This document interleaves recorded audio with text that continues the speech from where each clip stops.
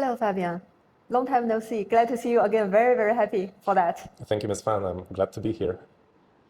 So, we met each other since 2 or 3 years ago, right? And in one German OEM located in Hefei for the very exciting project, Innovation Lab construction. And you had contributed very valuable delivery to us, and it's quite helpful. And today, I take the chance. I set up a startup company located in Hefei and focus on industry AI. And we have launched our products in May, 28th of May, with very fast speed. Let's call it China speed or Chinese speed. So we have set up this company at the end of April, and 1 month later, we launched our product. And this product, from my more than 20 years of working experience in automotive industry, it's a kind of bottoms-up revolution for the manufacturing factory operation business model. So thanks for the AI business and thanks for the AI technology booming, and we make it happen to have the chance to operate the business, to operate the factory with a totally different way, which called AI native and AI driven. So very excited for that. And within these 2 days working together, you know more about our product. We name it as Strawberry, Operation AI Native Platform.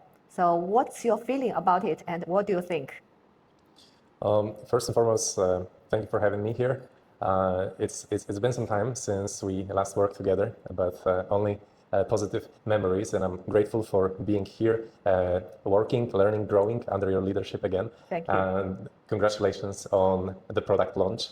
Strawberry AI appears to me as uniquely positioned to help the underserved factory, small, medium enterprises that are looking to further operationalize their production data, but don't necessarily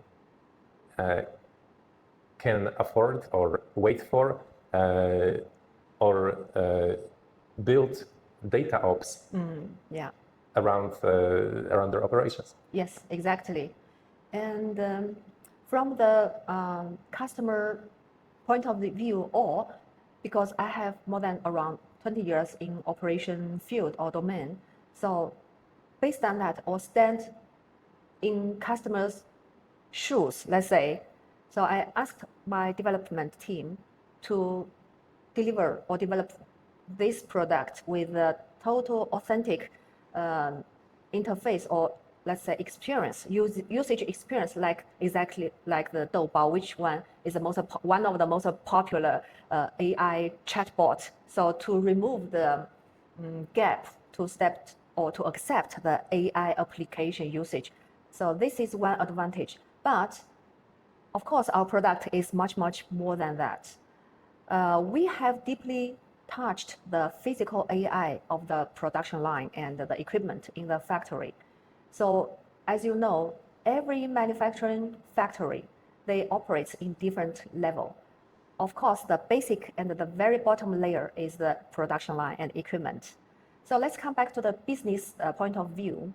For every company or every manufacturing factory, the business or the profit or the revenue all comes from the production or product manufactured in factory. And the biggest impact factor is their production line and equipment can work in a kind of healthy and reliable and stable situation. But unfortunately, in the daily business, the non-planned downtime from the production line or equipment quite often happens. And let's take one example. If one factory, its revenue in the complete year with 220 working days, the accumulated stop line downtime is 1 day, which means in 1 day he will lose the revenue at least 100 million RMB per day, with the total yearly sales of the 22 billion RMB, this kind of size factory, right? Mm-hmm. So that's our Strawberry AI native tool, cutting angle or point to help and to support the manufacturing factory delete or eliminate or less downtime to save their yearly revenue and to remove their loss happened in the production line. Yeah. Okay.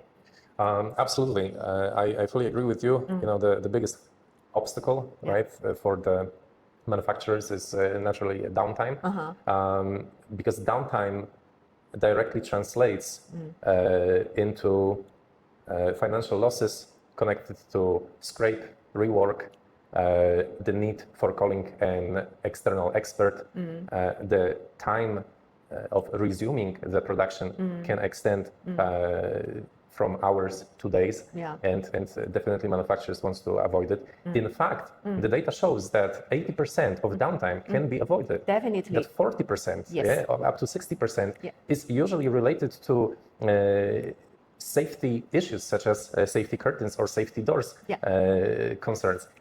As long as we can have maintenance monitoring in place, and this easy, intuitive, and more well-known interface, right, of a chatbot, the understanding of root cause, the inquiry of what is happening across our production lines becomes more and more easy, intuitive, and also faster. Definitely, definitely. So our strawberry is smart enough and approached the PLC layer, which means that we can analyze the root cause from the bottoms up. And it's our unique capability and ability. I'm proud of it to say that. And as you might can read from the many reports that NVIDIA are working together with Siemens. And Siemens, of course, we know him or her or it very much. And Siemens actually, previously, his main domain is in manufacturing domain. Then they extend their business scope. They acquired a lot of development tool companies and extended their business scope into the development, let's say, engineering domain. And NVIDIA worked with them. Just would like to combine NVIDIA's ability of the AI infrastructure and their AI ability, let's say AI simulation ability, let's say, together with the Siemens engineering ability. And they would like to go through or make it as a closed loop from the engineering development to manufacturing, then touch to the factory. Yeah. Okay, so this is a very interesting thing. And luckily, and I'm also very proud of it, we are a little bit earlier than what Siemens is trying to do. And we launch it, we make it already. Go back to 2 years earlier, when I worked in the German OEM located in Hefei, and I was responsible for their digitalization and also innovation and construction. So at the time, exactly 2 years ago, I had reported to my boss, who is a CDO in China and another CPO, Chief Production Officer in this German OEM. I draft one smart factory roadmap. I described 3 stages from the bottoms up. And the first stage is to build up IoT platform, INCB platform, and a low-code platform for every business domain. And the second level is to continuously to build up the capability of the low-code capability and RPA capability, and plus some of the AI native. And on the third stage, I drafted on the third stage, we can achieve that AI native, AI driven innovation business model to have a kind of new operation model with a flexibly enough and AI driven, AI generated service. And 3 weeks ago, I communicated with the CPO again. So I proudly indicated and spoke in front of him. I made it. So he acknowledged it as well. I'm quite happy with this development journey and my working career journey. So yeah, this is it.